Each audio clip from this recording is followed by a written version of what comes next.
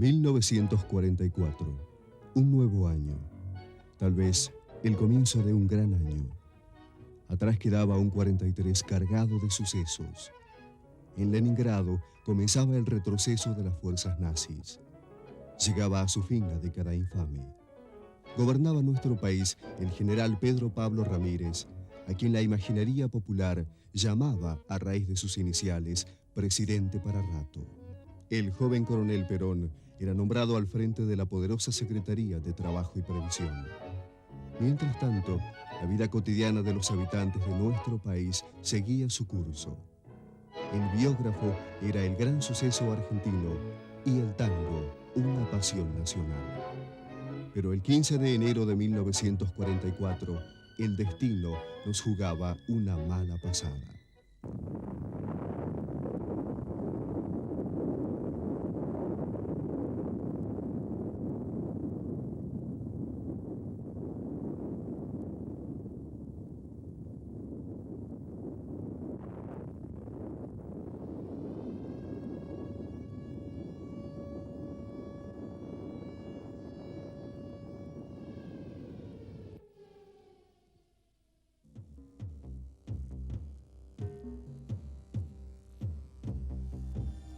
El terremoto de San Juan, 50 años después.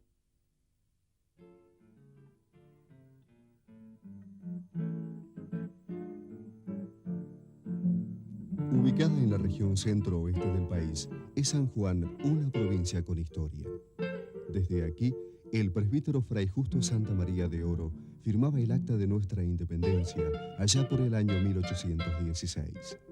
Por aquellos años, nacía también en este lugar otro de los padres de la nación argentina y educador ejemplar, Domingo Faustino Sarmiento. Escenario de muchos combates entre los distintos caudillos provinciales, aquí se fue construyendo ladrillo sobre ladrillo un gran fragmento de nuestra vida nacional. Famosa por sus vinos, en San Juan se genera el 31% de la producción vitivinícola de la región cuyana, que elabora el 90% de lo que produce el país en ese rubro.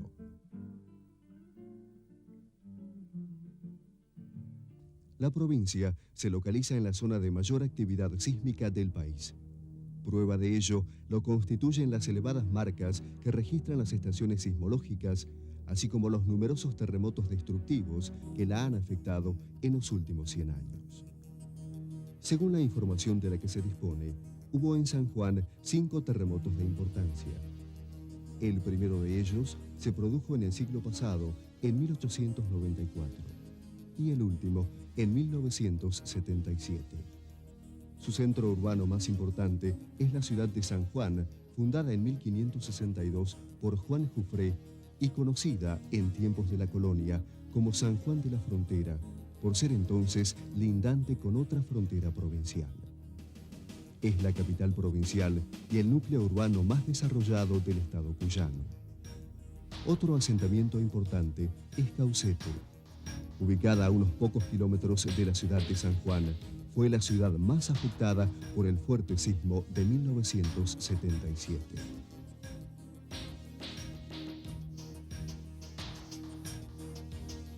Se presenta la situación de que los sanjuaninos teman seriamente a los temblores. Pero no siempre ha sucedido así. Los sanjuaninos han temido antes más las inundaciones que los temblores. Porque desde el origen mismo de San Juan, del año 1562, como ustedes saben que se funda, a los 30 años se encrespa el río, como se llamaba, se decía en ese entonces, y arrastró la ciudad que se había fundado por Juan Jufré. El hijo de Juan Jufré, Luis Jufré, la traslada 25 cuadras al sur, que es la que actualmente estamos viviendo.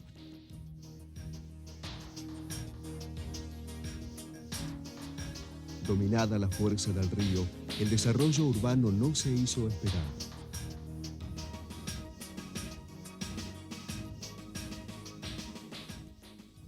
Para empezar ya la época en que San Juan se preocupa por los temblores y los sanjuaninos empezamos a tener miedo a los temblores es en el año 1861, es el siglo pasado, que no es un temblor sanjuanino, diremos, sino un temblor mendocino.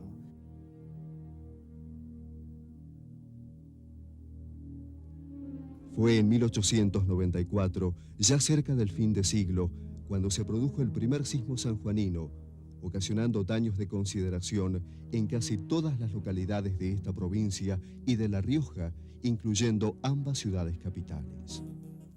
Comenzaba la primera reconstrucción.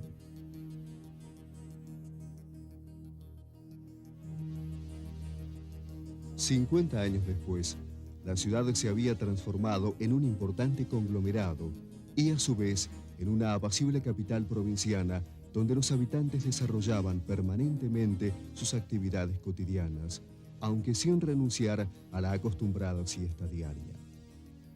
El 14 de enero de 1944, una nota parecía anunciar la tragedia. Unos minutos antes de las 9 de la noche del día 15, las calles y las almas de los habitantes de la todavía colonial San Juan se estremecieron ante un ruido ensordecedor. El suelo se abrió y todo comenzó a moverse.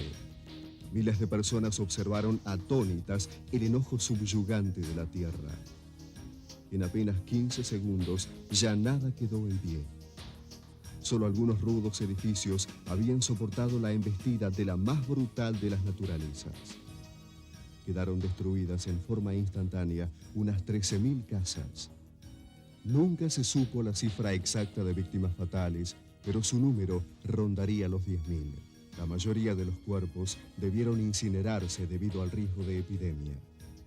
Hombres, mujeres, niños, turistas, lugareños, gobernantes, gobernados, ricos, pobres. No hubo distinción en la tragedia. Ese sábado resultaron destruidas todas las iglesias de la zona, causando un gran número de víctimas a raíz de los casamientos previstos para ese día de la semana. El movimiento sísmico alcanzó una intensidad de 7,4 grados en la escala de Richter.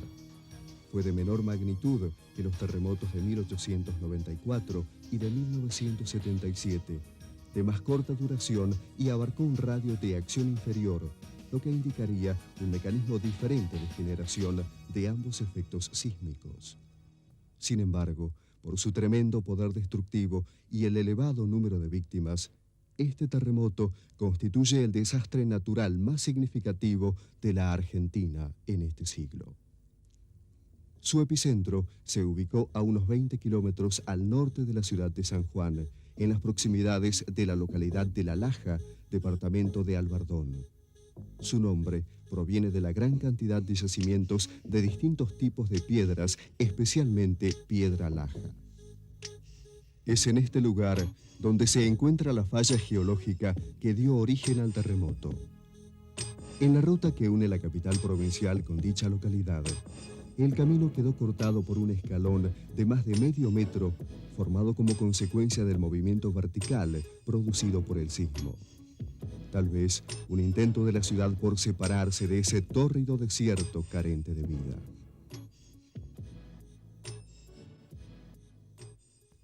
El día después del terremoto, una larga lluvia se abatió sobre el seco suelo sanjuanino. Los sobrevivientes se albergaron en pequeños ranchos que permitieron campear el temporal. ¿Y dónde estaba Dios en esta tierra de vino y desierto? En este lugar lleno de escombros y de muerte. Era el inicio de la reconstrucción.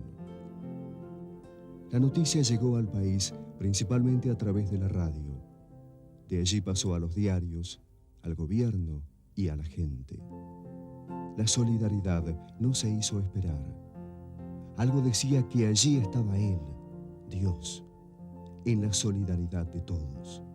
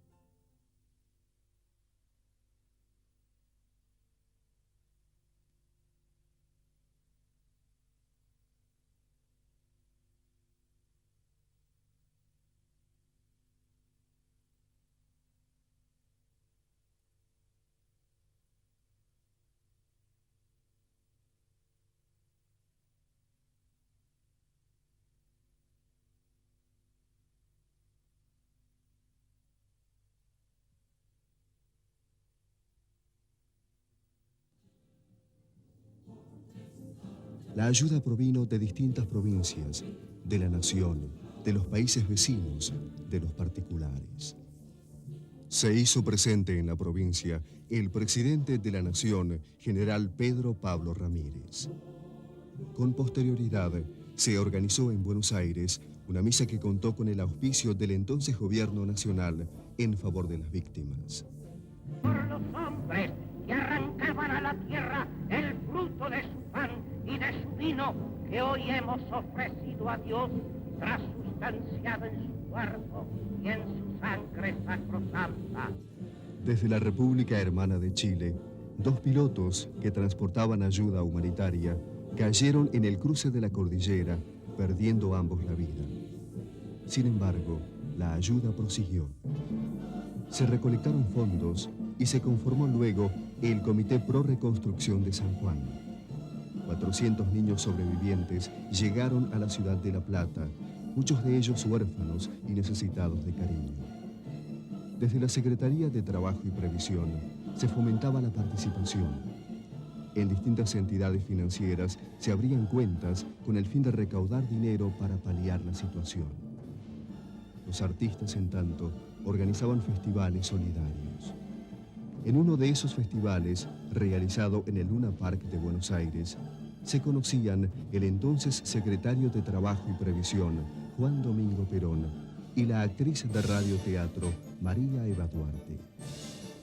Para San Juan, y seguramente para los argentinos, era el inicio de otra historia, el nuevo punto de partida.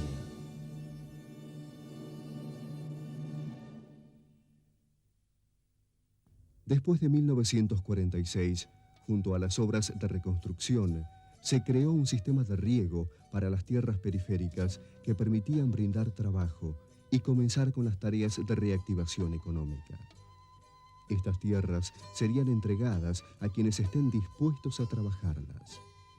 Se creó también una escuela de albañiles con el fin de incorporar mano de obra y acelerar el proceso de reconstrucción. Luego de varios años de iniciadas las tareas, comenzó, a instancias del gobernador Ruperto Godoy, la entrega de las viviendas terminadas. El impulso final de la reconstrucción de la ciudad lo brindó el entonces interventor Bartolomé Carreras, quien obligó a ensanchar la distancia existente entre vereda y vereda. Cabe aclarar que una de las razones de muerte en 1944 había sido la estrechez de las calles, lo que no dejaba escapatoria a cualquier persona ante un derrumbe. Me encuentro con que el terremoto estremecía tremendamente el edificio. Entonces nos habían enseñado nuestros padres de que había que ponerse bajo el marco de la puerta cuando ocurrían esas grandes cosas, que era donde se podría salvar uno. Entonces yo me tomé del marco de la puerta y vino un señor corriendo de adentro, me tomó de un brazo y quiso sacarme hacia la calle. Entonces le dije, no, hay que quedarse bajo el marco de la puerta. Y él salió a la calle y él no contó el cuento, porque se cayeron las cornisas de los edificios de enfrente, las calles eran una macotita, se hizo una montaña donde antes era la calle, era una montaña de tierra, escombros y adobes. Esta ciudad es realmente nueva. Ustedes, si la hubieran conocido en el año 1944, casi la desconocerían totalmente en este momento en que estamos viviendo. Ya en 1964, San Juan se veía de esta manera.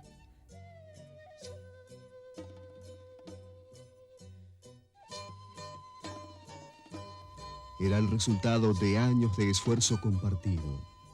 Pero allí no terminó todo. 13 años después, un nuevo sismo provocaba nuevamente el alerta provincial. Esta vez no era San Juan capital, sino la cercana Caucete quien sufrió los embates del destino.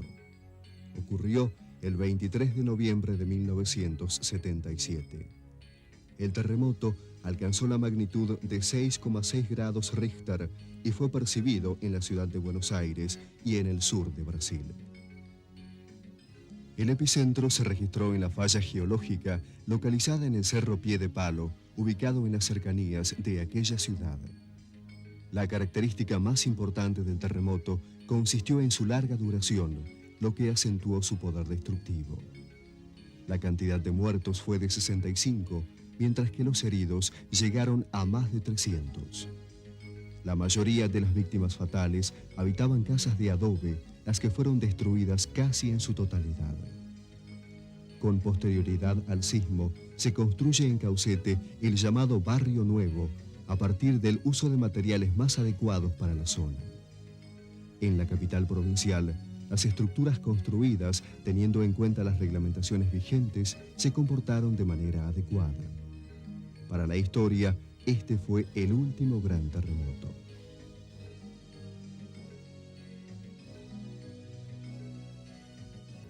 Esto es San Juan hoy, una ciudad moderna. Solo algunas casas sobrevivieron desde aquel entonces. La fachada del Colegio Nacional, testigo de los viejos y nuevos tiempos. Aquí la actual catedral, un moderno edificio para la misma fe de siempre. La estructura urbana, sin embargo, no se modificó demasiado. Fue una de las cosas que pudieron salvarse. Algunas calles mantienen hoy día la misma forma de 50 años atrás, aunque se ha ensanchado la distancia entre los frentes opuestos. Una de las tantas medidas de prevención antisísmica. Es importante hacer notar que en toda el área afectada predominaban las construcciones de adobe, material milenario utilizado por los indios de la zona para construir sus viviendas. Compuesto de barro, agua y paja, este elemento es todavía usado debido a su bajo costo. Las construcciones con ladrillo de adobe no tienen ningún tipo de refuerzo para prevenir los efectos de los terremotos y su estructura es frágil, ya que los bloques no están unidos con cemento como en las viviendas tradicionales. Una prueba de ello es que de las casas que se abatieron durante el trágico episodio del 44, predominaban las construidas con adobe, manteniéndose en pie las hechas con ladrillos, hormigón o con estructuras de acero. En la actualidad, la gran mayoría de las construcciones de la provincia está reglamentada por normas ajustadas a la prevención de futuros terremotos. Los porcentajes de cumplimiento varían, mientras que en la fracción 1 del departamento capital, el 98% de las viviendas son sismo resistentes. En ciertas localidades del departamento de Albardón, próximo a la ciudad de San Juan, hay un 91% de viviendas que no lo son. Sin embargo, podemos decir que la mayoría de los habitantes de la provincia tienen conciencia e información acerca de la posibilidad de repetición de futuros terremotos. Esta situación se debe a la labor desarrollada durante 50 años por los distintos entes nacionales creados con posterioridad a la tragedia de 1944. Los que junto a los gobiernos provinciales han tratado de alertar y educar a la población de la provincia y de toda la región ubicada en zona de riesgo.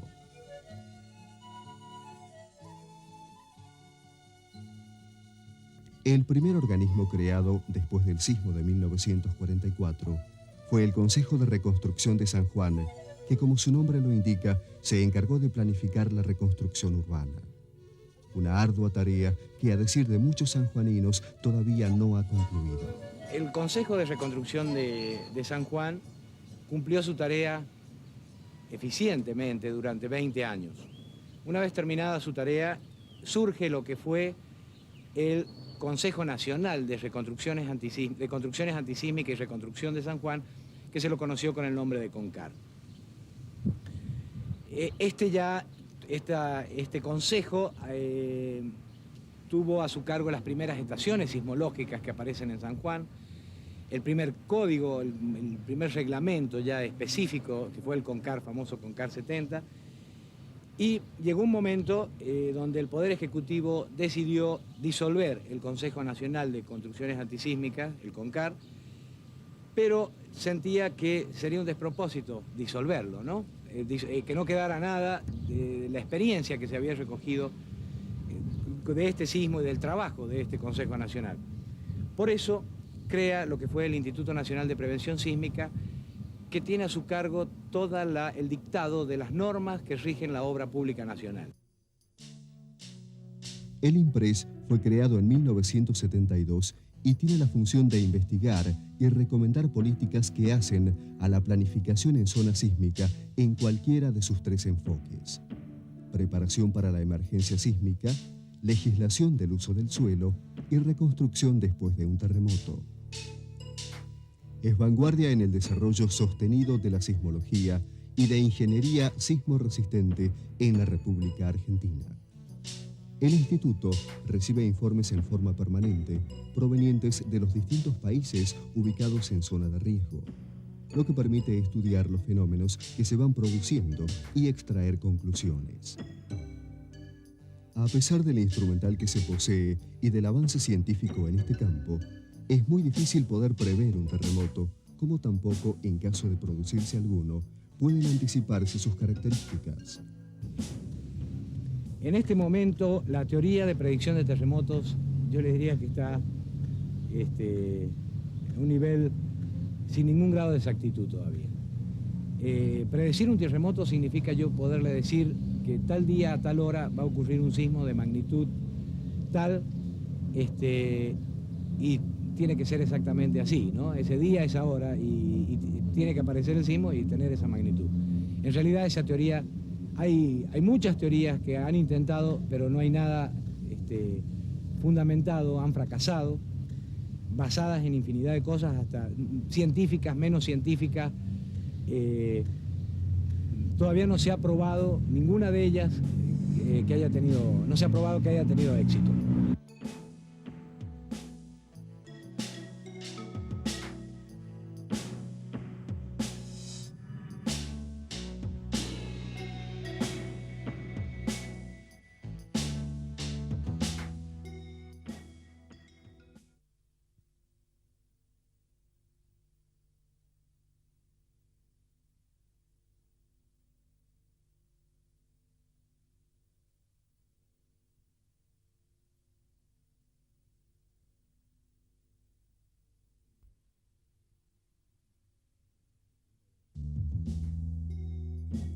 Una de las observaciones más interesantes que pueden hacerse en el laboratorio del INPRES es con respecto al sismógrafo, instrumento que funciona de manera permanente y que registra los movimientos que van produciéndose en la corteza terrestre. A diferencia de lo que pensamos normalmente, el aparato nos indica una permanente actividad y que la Tierra está en constante movimiento. Esto no quiere decir, sin embargo, que esos movimientos puedan desembocar en un nuevo terremoto. El sismógrafo es un moderno instrumento integrado por tres aparatos: dos sismómetros, que son los encargados de receptar los movimientos que se producen en distintas zonas, y un registro que traduce en pulsos esos movimientos y los va volcando al papel. Una vez consumado el hecho de algún movimiento, este es captado por el sismómetro y volcado en la planilla de registro. Pueden deducirse entonces el lugar de origen del sismo, su profundidad y alcance, la intensidad y magnitud del mismo. Se procede luego a su ubicación en un mapa de sismicidad, donde se marcan los epicentros de eventos ocurridos. El mapa de sismicidad que estamos viendo nos indica los epicentros de los distintos terremotos ocurridos entre 1520 y 1981. San Juan no es la única provincia argentina incluida dentro de la zona de riesgo sísmica. Prueba de ello lo constituye el terremoto que afectó con anterioridad la provincia de Mendoza. La zona abarca casi toda el área cercana al cordón montañoso de los Andes y al Océano Pacífico. La razón de la actividad sísmica de la región nos la da la moderna teoría de tectónica de placas. Según esta teoría, la ciudad de San Juan se encuentra ubicada a unos 350 kilómetros al este de la línea de convergencia entre la placa de Nazca, macizo geológico ubicado en el Pacífico Sur, y la placa sudamericana, que abarca todo el sur de América. En dicho contacto, la placa de Nazca, que se mueve hacia el este, subduce la placa sudamericana, que se mueve hacia el oeste. Tanto la placa de Nazca como la sudamericana se comportan como placas rígidas, por lo que en las regiones donde ellas se enfrentan con movimientos opuestos, se generan y acumulan grandes tensiones, las que luego son liberadas por medio de una mayor o menor actividad sísmica. Esto quiere decir que los terremotos se producen cuando existe una gran tensión acumulada entre las placas que están en contacto, de manera que actúan hacia la superficie produciendo la falla. Aparecen en esta zona estructuras geológicas, ¿no? Fisuras, digamos, por donde se acumula esfuerzo, por donde rompe, digamos, la corteza, que son las fallas, que las llamamos fallas activas porque se conoce que en algún momento han venido de ahí algunos de los sismos. Por supuesto que no tenemos, la historia es muy reciente para nosotros y hay fallas que pueden haber sido activas en su momento, pero hoy son fallas muertas. Pero la falla, digamos, que es esa escisión, esa ruptura de la corteza que da lugar a los terremotos. La formación de las fallas geológicas tiene que ver con la acción subterránea de las diversas placas tectónicas, pero a su vez con el tipo de suelo existente en la región. Es por ello que de toda la región caracterizada como de riesgo, solo se forma la falla generadora del sismo en ciertos lugares y no en toda la zona. Una vez producido un terremoto, es muy probable que éste pueda volver a repetirse luego de cierto periodo, ya que la falla no desaparece aunque parezca cerrada. Pero si bien la ciencia no puede determinar con cierta exactitud la proximidad de un fenómeno de estas características, sí pueden analizar los hechos para prevenir futuras catástrofes. Esto es posible a partir del desarrollo de la ingeniería sismológica, que combina el estudio de las características destructivas de un terremoto con el de los materiales de construcción de las viviendas, a fin de dar con el material adecuado que evite el derrumbe de la casa o edificio. La prevención es considerada la actividad fundamental del INPRES y para ello se destina mucho tiempo a la investigación de materiales sismoresistentes, como a la ardua tarea de concientización acerca del problema de los terremotos. En la actualidad existe un gran desarrollo de la ingeniería sismoresistente en lo que hace al desarrollo teórico y la construcción y experimentación con materiales y mampuestos especiales. Se cuenta para ello con moderno instrumental que permite someter a los distintos elementos desarrollados por los ingenieros a las más variadas pruebas. Esta es una máquina especial utilizada para testeo de materiales.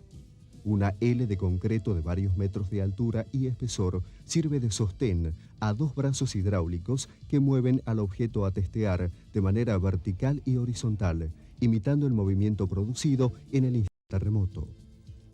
El objeto a probar es, en este caso, una cruz de concreto atravesada en toda su longitud por pequeños filetes de acero. La razón de la utilización de un número mayor de viguetas de acero de diámetro menor en lugar de poner una sola viga de mayor diámetro está dada por la mayor adherencia del material. La viga de menor diámetro tiene mayor contacto en superficie con el concreto y por lo tanto mayor adherencia y resistencia a los movimientos ondulatorios cruzados. A partir de la simulación de un sismo con una magnitud determinada, puede contrastarse la utilidad del material preparado luego de variados estudios. Sí puede estar limitada la altura del edificio por cuestiones urbanísticas, pero no está limitada por una razón específicamente técnica. Es decir, que lo que pasa es que en general en la zona sísmica hay una conciencia especial en la población que tiende a que los edificios no tengan una altura exagerada. El análisis de los materiales permite actualizar constantemente las normas de prevención sísmica y recomendar a la población el uso de los mampuestos correspondientes y dar paso a la otra importante función de difusión para la concientización del habitante de la región. Sin embargo, este trabajo se torna por momentos arduo a raíz del alto costo del material sismo resistente que no permite que muchas personas construyan de manera adecuada y ajustada a las normas antisísmicas. En general, en esa zona se conoce, por tradición, se realizan construcciones de adobe y lamentablemente es algo que es un poco imposible de evitar.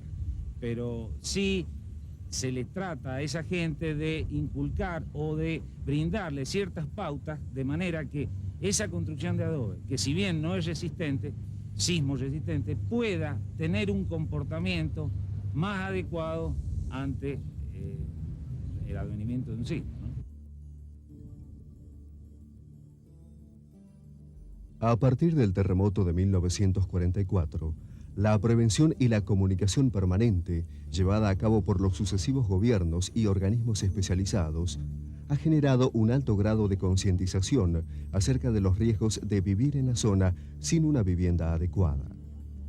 Pero un estudio realizado en 1982 por el IMPRES en el Valle de Tulum, lugar que alberga el 90% de la población de la provincia y concentra aproximadamente el 90% de la actividad económica total, nos informa que todavía un 41,4% de las viviendas no eran sismo resistentes, un porcentaje importante teniendo en cuenta la posibilidad de que vuelvan a repetirse sucesos naturales como los de 1944 o 1977. ¿Cómo combatir este problema en una provincia cuya industria más importante, la vitivinícola, está en crisis? ¿Qué sucede con los habitantes de las zonas más pobres, muchos de los cuales están muy cerca de los epicentros de anteriores terremotos? No sabemos cuál es la respuesta a preguntas tan delicadas y puntuales, pero tal vez esta pueda buscarse en el pasado, hurgando en nuestra memoria. Yo le puedo hablar de mi experiencia del 77, que es muy difícil, empieza siempre muy suave y empieza cada vez a agitarse más. El ruido es muy fuerte, es ensordecedor, es muy difícil mantenerse en pie. Un sismo grande, ¿no? Es muy difícil mantenerse en pie, salvo que uno se agarre de algo, se tome de algo. Si no, es mejor quedarse en el suelo y el ruido, por supuesto, el de la tierra y el que acompaña donde uno está, que generalmente las cosas que empiezan a caerse. ¿Y qué se siente? Que se acaba el mundo. Es posible que se repita un terremoto con las características del 44, pero no va a producir ningún daño. La Plaza de la Priera era un loquero, las mujeres se habían vuelto locas, se tiraban al suelo, gritaban, qué sé yo, era el pandemonio, ¿no? A todo esto yo realmente no había perdido la calma. Cuando llego a los portones del parque y me encuentro con que viene mi padre a buscarme a mí. Y ahí nos encontramos y me dice, no ha pasado nada, en casa no ha pasado nada. Y vamos a la casa y estaba mi madre, mis hermanas y todos ahí, en la calle, por supuesto. Y ahí recién yo me di cuenta de la magnitud de la cosa y nos abrazamos llorando y qué sé yo. Pero ese encuentro con el pasado debe significar, además del recuerdo, un llamado de atención para que no se repitan trágicos sucesos. Un encuentro con una memoria solidaria que todos los argentinos tuvimos a partir del terremoto de 1944 y que hoy, a veces, parece tan olvidada.